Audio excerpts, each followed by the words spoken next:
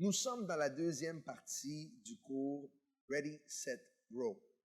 Et nous sommes dans la partie maintenant où est-ce que nous allons élaborer sur la personne du Saint-Esprit. La personne du Saint-Esprit. Et pour comprendre qui est Saint-Esprit, on peut regarder un texte des Écritures. Ça va nous donner une belle introduction sur sa personne dans Jean chapitre 14, versets 16 à 18. Et les versets que je vais vous lire, ça se trouve à être un passage qui vient de la part de Christ.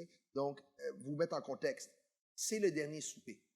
Ça fait 3 années que Jésus est avec ses disciples. Ces disciples-là qui sont avec Jésus, c'est les 11. On est vraiment rétrécis. On est dans le dernier souper. Jésus se trouve à être avec les 11 apôtres parce que le 12e apôtre, Judas, vient de quitter Jésus pour aller le trahir. Jésus, 14 heures après cette conversation-là, il va être à la croix.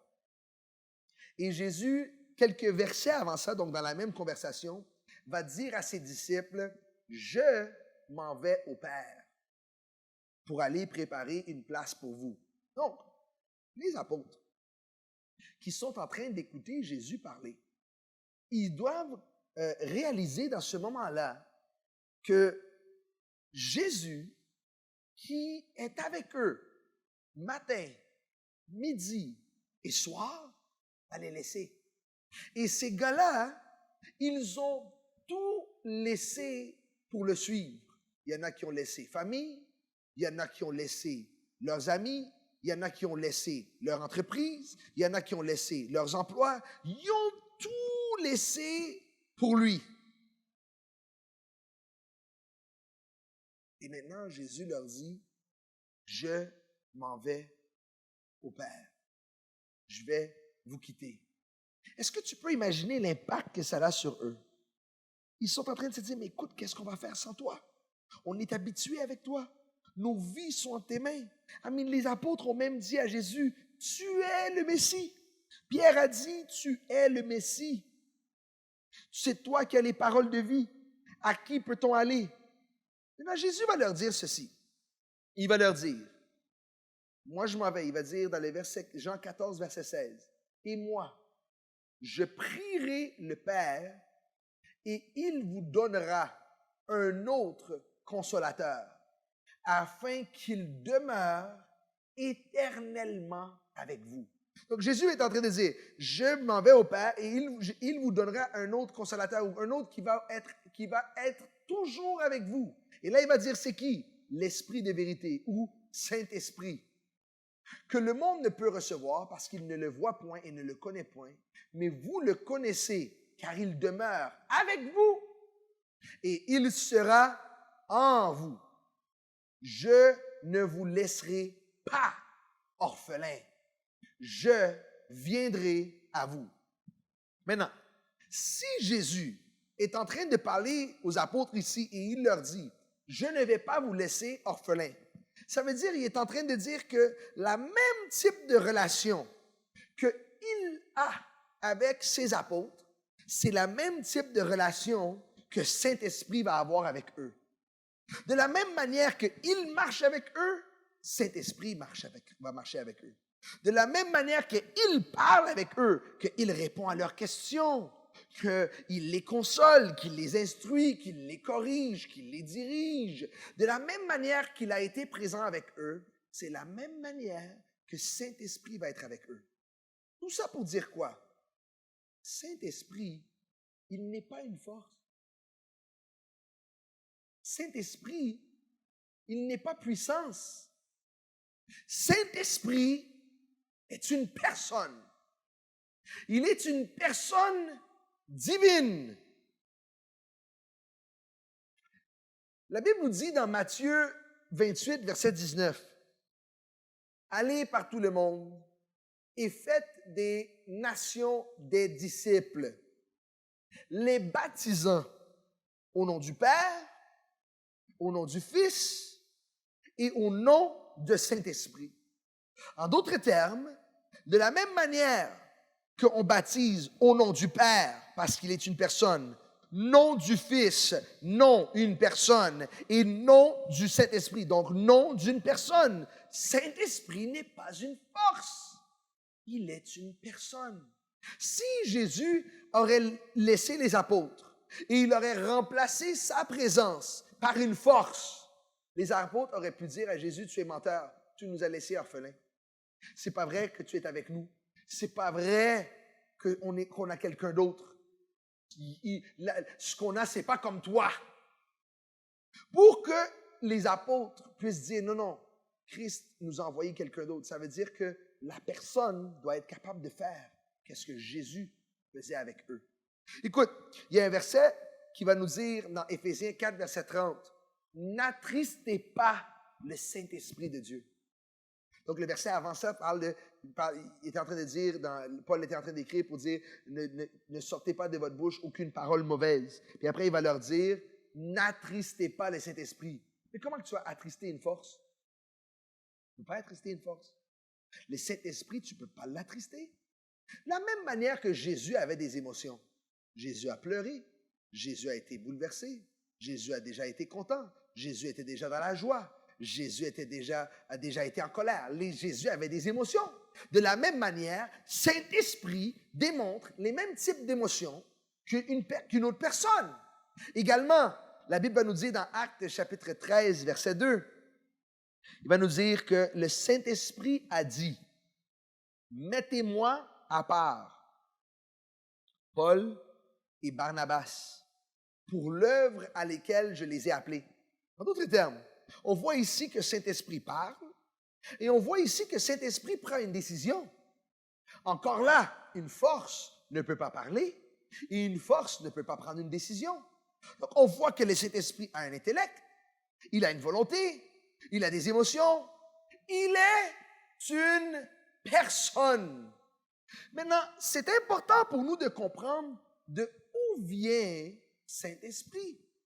Est-ce que Saint-Esprit, il est venu seulement quand Christ est mort et après il est ressuscité? Non, Saint-Esprit vient avant ça.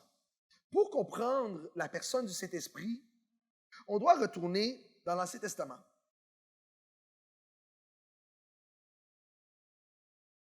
Dans Genèse chapitre 1, verset 1, la Bible nous dit, « Au commencement, Dieu créa les cieux et la terre, le monde invisible et le monde visible, le monde spirituel et le monde naturel. » Après que Dieu a créé ces deux mondes-là, la Bible nous dit que le Saint-Esprit se mouvait sur les eaux.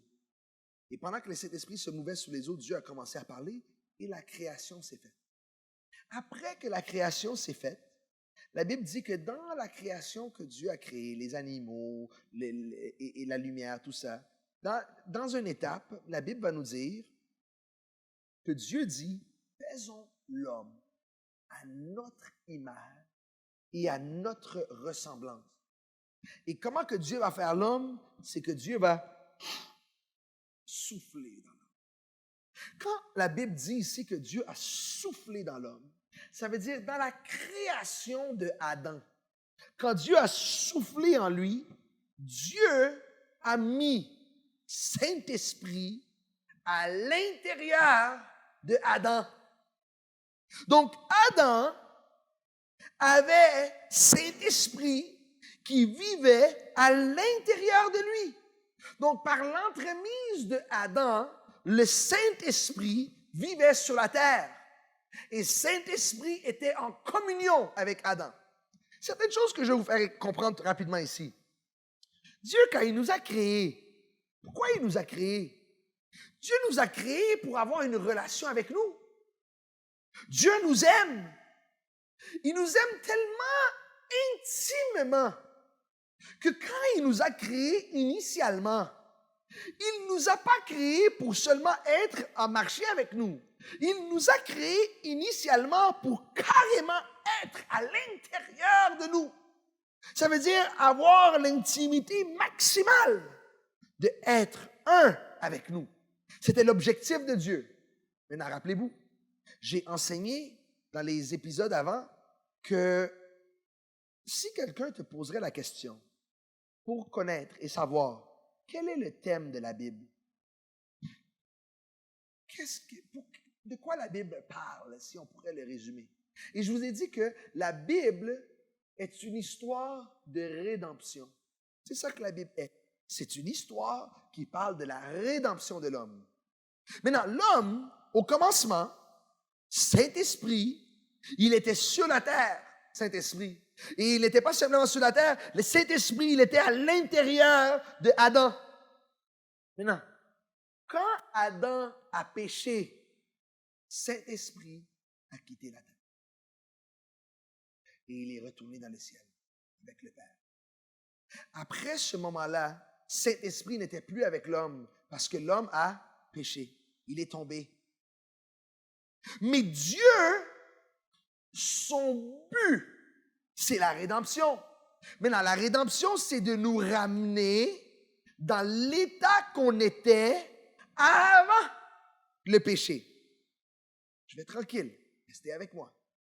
Donc, l'état qu'on était avant le péché, c'est Saint-Esprit vivait à l'intérieur de nous. C'était comme ça que Dieu a créé Adam. Maintenant, si on avance dans l'Ancien Testament et on connaît un peu l'histoire, on sait que Moïse, quand il va libérer le peuple d'Israël de l'Égypte, en libérant le peuple d'Israël de l'Égypte, ils vont rentrer dans le désert et ils vont aller au mont Sinaï. Et on sait bien qu'au mont Sinaï, Dieu va faire une alliance avec le peuple d'Israël. Et c'est là qu'il va avoir ce qui s'appelle la loi, les 10 commandements, dont on a parlé un peu avant. Maintenant, à part la loi, il y a quelque chose d'autre que Dieu a fait pendant que Moïse était au mont Sinaï. Pendant qu'il était au mont Sinaï, Dieu a dit à Moïse, « Moïse, monte sur la montagne. » Et quand Moïse a monté sur la montagne, Dieu a montré à Moïse un tabernacle. Un tabernacle, c'est quoi? C'était un lieu que Moïse devait construire. Et dans ce tabernacle-là, dans un des départements de ce tabernacle-là qui s'appelle le Saint des Saints, Saint-Esprit allait vivre là. Maintenant, j'ai un cours que j'enseigne sur l'Ancien Testament où est-ce qu'on rentre en long et en large sur le tabernacle et comment que ce tabernacle a été disposé et la représentation de tout ce qu'il y avait à l'intérieur et pourquoi Dieu pouvait habiter. Mais l'idée ici qu'on essaye d'enseigner, c'est que Dieu avait l'intention de vivre avec l'homme. Dieu ne veut pas juste nous sauver. Dieu désire avoir relation avec nous, communion avec nous, être avec nous. Il désire une relation. S'il n'a pas ça, Dieu n'est pas satisfait. Maintenant, quand Dieu va demander au peuple d'Israël de construire ce tabernacle-là, et le Saint-Esprit va vivre dans le tabernacle, le peuple vit autour. Ce n'est pas encore la rédemption. Parce qu'au commencement, Dieu ne vivait pas avec le peuple, mais au commencement, Dieu vivait à l'intérieur d'Adam. Mais maintenant, Dieu vit dans un tabernacle, ça veut dire il tabernacle avec le peuple. Donc, il est là, mais il n'est pas en eux. Plus tard, avec l'histoire d'Israël, le peuple d'Israël va conquérir le territoire qui s'appelle la terre d'Israël. Et quand ils vont conquérir ce territoire-là, ils vont avoir une ville qui va être leur capitale, qui s'appelle la ville de Jérusalem. Et sous l'empire de le roi David et le roi Salomon, ils vont prendre une décision de bâtir un temple. Et ce temple-là, ils vont placer le tabernacle à l'intérieur du temple et Dieu maintenant va vivre dans ce temple-là, à Jérusalem. Et le peuple va se réunir à Jérusalem plusieurs fois par année pour venir dans le temple parce que Dieu réside et le Saint-Esprit descend de sa présence dans ce temple-là. Encore là, ce n'est pas encore une vraie rédemption. Parce que la rédemption, ça serait que le Saint-Esprit vienne vivre à l'intérieur de l'homme et pas avec l'homme. Maintenant, la raison pourquoi le Saint-Esprit a quitté la planète Terre, c'est simple. L'homme a péché. Et le Saint-Esprit ne peut pas vivre sous le péché. Et après que l'homme a péché, il y a une autre chose qui s'est passée. La mort est venue régner sur le monde. Ça veut dire, depuis que Adam a péché, la mort régnait sur le monde. Ça veut dire, le capitaine de la planète Terre, c'était la mort. Parce que l'esprit le plus fort qui existe, c'est la mort. Parce que personne ne pouvait le surmonter. Donc, la mort régnait et le péché a permis à la mort de régner. Maintenant, comment que Dieu va faire pour que Saint-Esprit revienne sur la terre? Puisque l'intention de Dieu, c'est la rédemption. Alors Dieu, qu'est-ce qu'il va faire?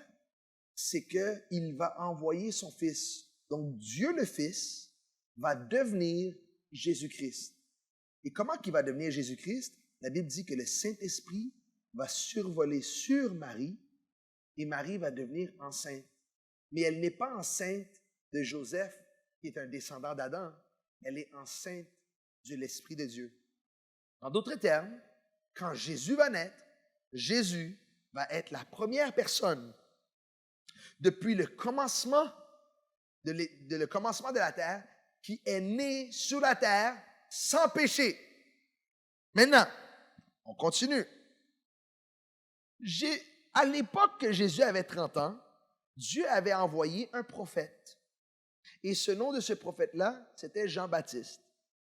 Et si vous avez suivi les derniers segments, et j'ai parlé par rapport à la Bible et de commencer à lire le livre de Matthieu, vous avez probablement déjà lu l'histoire de Jean-Baptiste, parce que ça se trouve à être dans les premiers chapitres de Matthieu. Donc, vous connaissez déjà ce personnage-là. Et qu'est-ce que Jean-Baptiste faisait? Jean-Baptiste était envoyé pour préparer la venue de Jésus.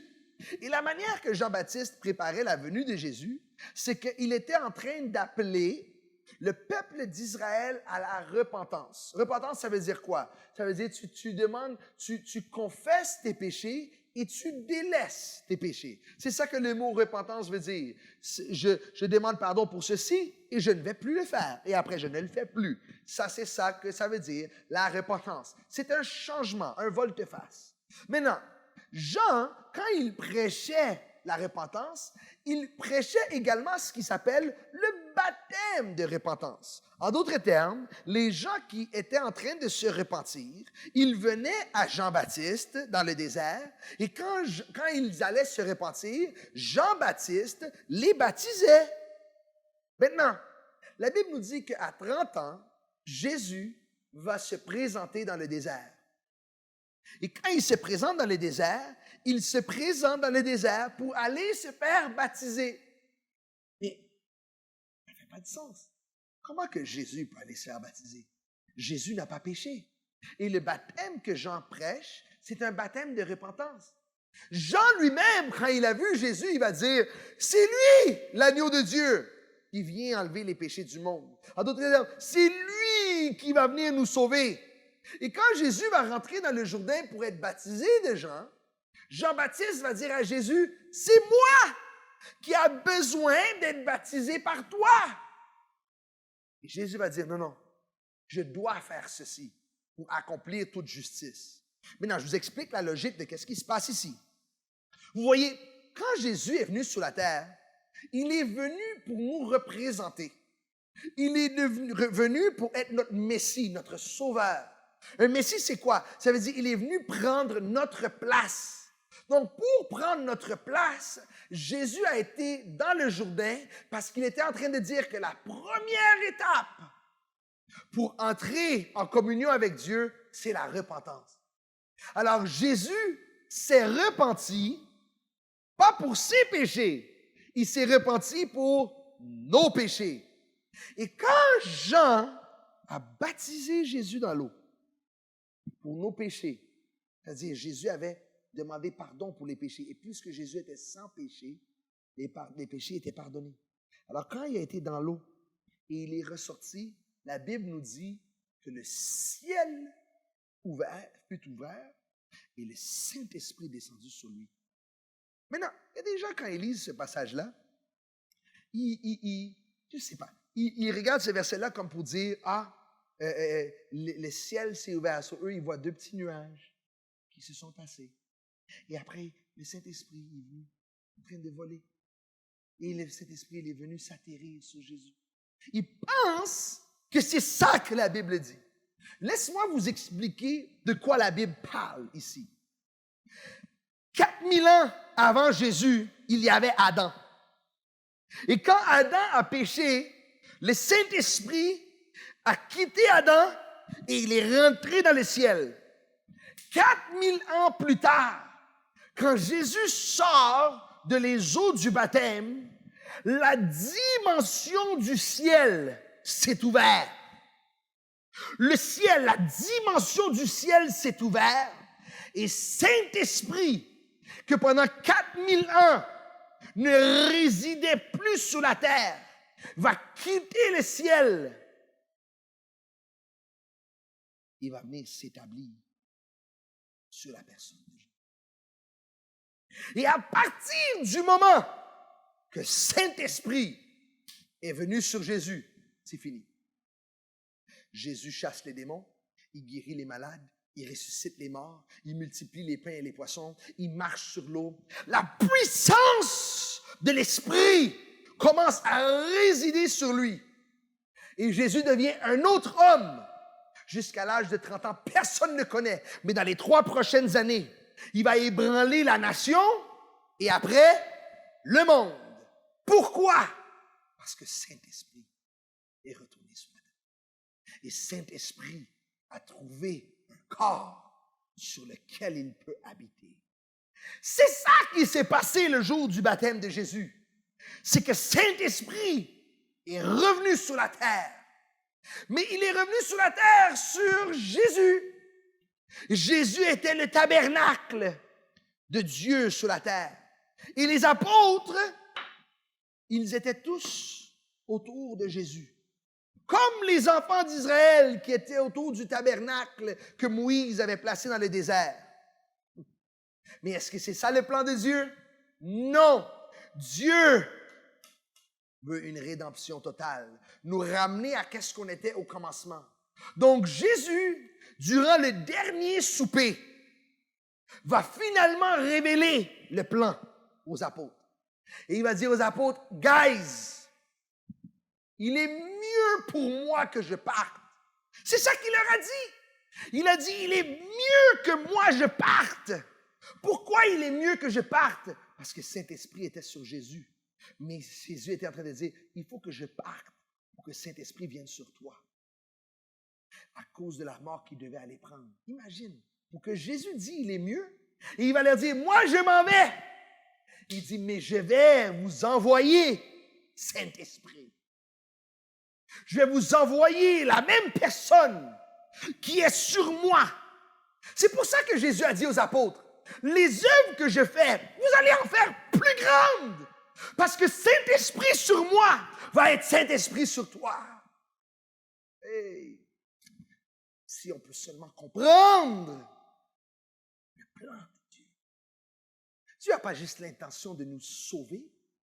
Dieu a l'intention de nous racheter, de faire une rédemption, de nous ramener dans l'état qu'on était toujours supposé d'être dedans.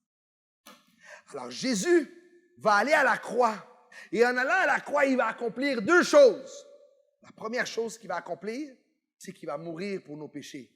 En étant mort pour nos péchés, ça veut dire que le péché qui empêche Saint-Esprit de venir sur nous s'est enlevé. Et il va être ressuscité.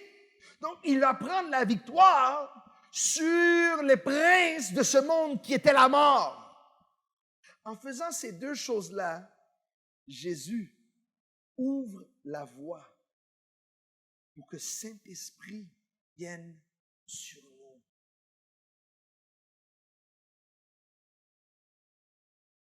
C'était toujours ça. Il y a des gens qui pensent que le plan de Dieu, c'est de nous sauver de nos péchés. Non, non. Nous sauver de nos péchés, c'est le moyen.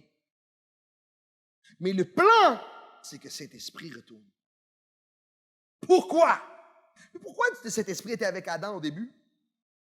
C'était pour que Adam domine sur la terre. Et c'était pour que Dieu ait une relation avec l'homme. Et Dieu, quand il nous a créés, on est la seule créature que Dieu a créée qui peut communiquer avec lui. Dieu nous a donné la capacité de lui parler. C'est incroyable. Nous, comme hommes, on peut parler avec lui, on peut le blasphémer et on peut l'adorer. Il nous a donné l'option, le choix. Dieu nous a donné le choix parce qu'il nous aime, parce qu'il veut une relation avec nous. Et Christ a été à la croix pour que Saint-Esprit retourne sur la terre. Pas pour qu'il soit parmi nous, mais pour qu'il soit en nous. Et quelle tragédie aujourd'hui que plusieurs personnes, après toute l'œuvre que Christ a faite, 6 heures sur la croix, tout son sang, que Dieu a mis en place un plan pour que Saint-Esprit soit sur nous, pour que nous devenions le temple de Dieu, pour que nous devenions le tabernacle de Dieu. Tout ça pour qu'on le considère comme juste une force. Tout ça pour qu'on passe notre vie à l'ignorer. Tout ça pour qu'on ne soit même pas conscient qu'il est là. Je vais vous dire quelque chose. Saint-Esprit, il est la personne de la Trinité qui est sur la terre présentement. Il est la personne qui, comme Jésus marchait avec les apôtres, il est la personne désignée à marcher avec nous. Voilà pourquoi nous devons avoir une communion avec lui. Dans les prochains segments, je vais élaborer sur son nom, ses différents noms, sa personne, l'œuvre qu'il veut faire dans notre vie et l'œuvre qu'il veut faire au travers de nous. Jésus s'est complètement cédé à Saint-Esprit et les exploits qu'il a accomplis dans sa vie, on en lit encore aujourd'hui. Et je suis convaincu, si parmi les croyants aujourd'hui, il y en a d'entre nous qui viennent à comprendre sa personne et lui laissent prendre place en nous, on va changer beaucoup de choses. On va devenir une réponse pour plusieurs personnes autour de nous. Oui, le Saint-Esprit a beaucoup de puissance. La gloire de Dieu est sur lui. C'est pas pour rien que Jésus a dit la puissance du Saint-Esprit. Parce que quand le Saint-Esprit vient sur toi, il vient avec puissance. Mais il est une personne. Et la première chose qu'il désire, c'est qu'il désire une communion avec lui.